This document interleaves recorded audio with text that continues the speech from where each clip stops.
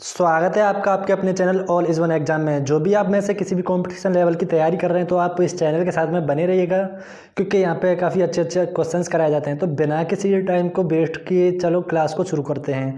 आपका जो पहला क्वेश्चन है ये आपका नीति निर्देशक तत्वों को संविधान के किस भाग में वर्णित किया गया है। अगर नीति निर्देशक तत्वों की बात करें तो ये हमारा जो है संविधान के भाग 4 में दिया गया है, और जो संविधान का भाग 4 है उसमें आपके अनुच्छेद आते हैं 36 से लेकर के 51 तक। ठीक है, याद रखेंगे। अगर हम वहीं पे बात करें कि भाग 1 में, तो भाग 1 में राज्यों का संघ है। दूसरे की बात करें तो भाग 2 में आपका नागरिकता आता है। तीसरे में मौलिक अधिकार आता है, और चौथे में आपका नीति निर्देशक तत्व आता है। ठीक है, याद रखेंगे। चलते हैं अगले क्वेश्चन पे। तो अगला क्वेश्चन है आपका, नीति निर्देशक तत्वों को भारतीय संविधान में कहाँ से लिया गया है। अगर बात करें नीति निर्देशक तत्वों के बारे में कि ये भारतीय संविधान में लिया गया है आयरलैंड से। ठीक है, अगर हम वहीं पे बात करें तो ऑस्ट्रेलिया से आपका क्या लिया गया है। आपको पता होगा कि भारतीय संविधान की जो प्रस्तावना है उसके जो स्रोत हैं वो दो हैं। आपका एक होता है विचार और एक होती है भाषा।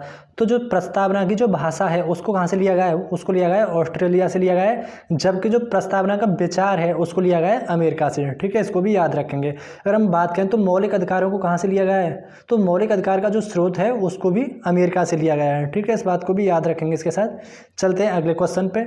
अगला जो आपका क्वेश्चन है ये है, आयरलैंड के संविधान में नीति निर्देशक तत्व को कौन से अनुच्छेद में वर्णित किया गया है। आपको ये तो पता है कि हमारे जो भारतीय संविधान में जो नीति निर्देशक तत्व भाग 4 में आते हैं और अनुच्छेद 36 के अंतर्गत आते हैं। ठीक है, लेकिन जो आयरलैंड के संविधान में है वो किस अनुच्छेद में है, तो वहाँ पे अनुच्छेद 45 में इनको दिया गया है। ठीक है, याद रखेंगे इसको। चलते हैं अगले क्वेश्चन पे।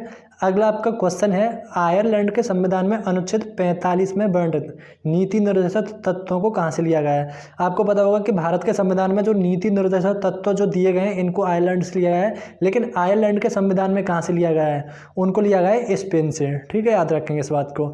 और आप बाकी ऑप्शन को भी देखा करिए इसके साथ साथ कि अमेरिका से क्या लिया गया है और आपका फ्रांस से क्या लिया गया है इनके साथ साथ में, क्योंकि अगर आप इनको देखोगे तो आपके लिए अच्छा रहेगा, आपको रिवाइज भी होता रहेगा जो भी आपका करा चुके हैं पहले। ठीक है, तो चलते हैं अगले क्वेश्चन पे।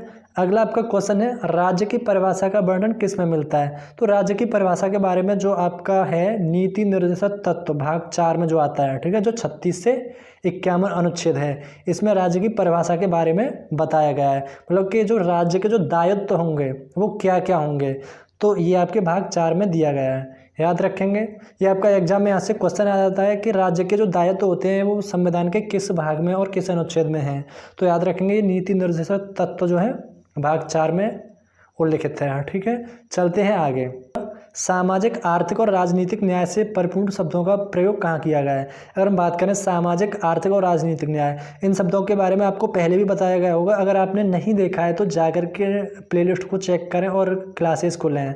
तो इसके बारे में जो है आपका प्रस्तावना में भी दिया गया है और आपका नीति निर्देशक तत्व में भी दिया गया है। तो नीति निर्देशक तत्व है, इसके अनुच्छेद 38 में इसका उल्लेखित किया गया है इन 3 शब्दों का, सामाजिक, आर्थिक और राजनीतिक न्याय के बारे में। ठीक है, याद रखेंगे।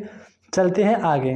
तो ये है आपका अगला क्वेश्चन। अगला क्वेश्चन है आपका अनुच्छेद 38 का सेकंड। ये कहता है, आय, प्रतिष्ठा, सुविधाओं तथा अवसरों की असमानता को वो समाप्त करने का प्रयास करेगा। मतलब कि जो नीचे तबके के लोग हैं और ऊंचे तबके के जो लोग हैं आर्थिक रूप से, उनमें जो असमानता को समाप्त करने का काम राज्य करेगा। किस अनुच्छेद में, 38 के सेकंड में। एग्जाम में आपका यहाँ से क्वेश्चन बन जाता है कि अवसरों की असमानता को समाप्त करने का प्रयास जो है किस अनुच्छेद के तहत किया जाता है।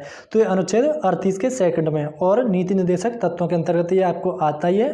ठीक है, तो आगे चलते हैं। आगे आपका अनुच्छेद 39। अनुच्छेद 39 कहता है, पुरुष और महिलाओं को समान वेतन मिलना चाहिए। ठीक है, और भौतिक संसाधनों का उचित वितरण होना चाहिए, और उत्पादन के साधन का विकेंद्रीकरण होना चाहिए। मतलब कि ऐसा नहीं होना चाहिए कि सिर्फ एक ही तरह के लोगों को, मतलब कि ऊंचे लोगों को ही आप जो है हर चीज़ मुहैया करा दो, और जो नीचे तबके के लोग हैं, मतलब आर्थिक रूप से जो सक्षम नहीं है, उनके लिए कोई साधन उपलब्ध ना कराए राज्य। तो ऐसा राज्य नहीं करेगा। ये अनुच्छेद 39 में आता है। ठीक है, और आपको ये पहले बता ही दिया है कि मौलिक जो नीति निर्देशक तत्व होते हैं ये राज्य के ऊपर होते हैं कि राज्य जो है करता है या नहीं करता है इनको। ठीक है, अगर हम वहीं पर बात करें, अनुच्छेद 39 में आपका ये आ गया, लेकिन अनुच्छेद 39 के कम है, एक बाद में संशोधन हुआ जो ये है 39 का क। ये कहता है, समान अवसर के आधार पर न्याय देना।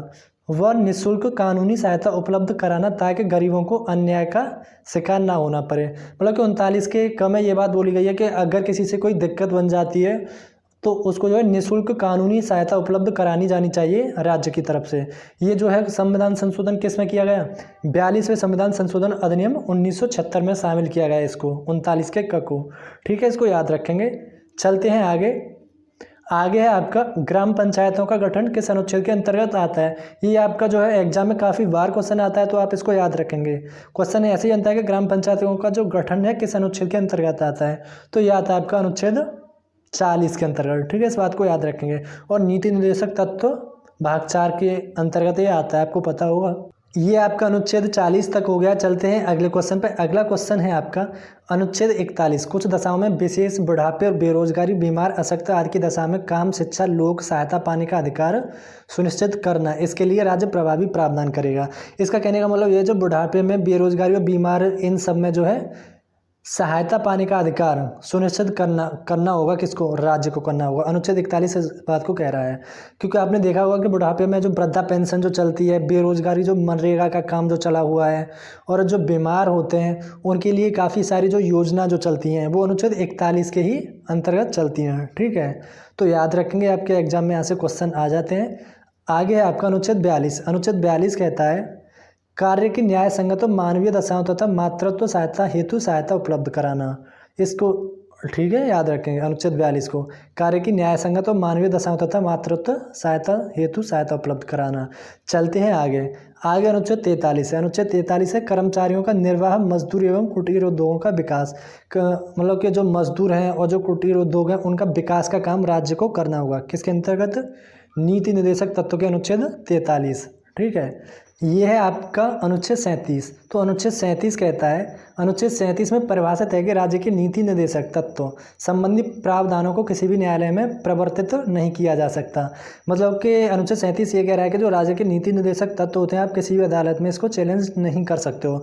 जबकि आपको बताया था कि जब मौलिक अधिकारों का हनन हो तो आप सुप्रीम कोर्ट के लिए जा सकते हो अनुच्छेद 32 के अंतर्गत। लेकिन जब नीति निर्देशक तत्वों की बात आए तो आप इनके लिए किसी भी अदालत में नहीं जा सकते हो। अनुच्छेद 37 इस बात को कह रहा है। लेकिन इसमें निहित सिद्धांत शासन व्यवस्था में मौलिक प्रकृति के होंगे। ठीक है, मौलिक अधिकार न्यायालय में प्रवर्तन के योग्य हैं, जो कि अभी आपको बता ही दिया कि मौलिक अधिकारों के लिए आप जो है सुप्रीम कोर्ट के लिए जा सकते हो और हाई कोर्ट के लिए भी जा सकते हो, जबकि नीति निर्देशक तत्वों के लिए नहीं जा सकते हो। क्योंकि राज्य चाहे तो नीति निर्देशक तत्वों को दे भी सकता है और नहीं भी दे सकता है, क्योंकि राज्य सरकार जो है इसके ऊपर काम करती है, लेकिन जनता इतनी होती है कि पूरी तरह से नहीं कर पाती है राज्य सरकार। ठीक है, तो आज के लिए आपके इतने ही क्वेश्चन थे। ऐसे ही आपके लिए आगे भी क्वेश्चन लेके आए जाएंगे। तो अभी के लिए बस इतने ही, तब तक के लिए bye bye, thank you so much.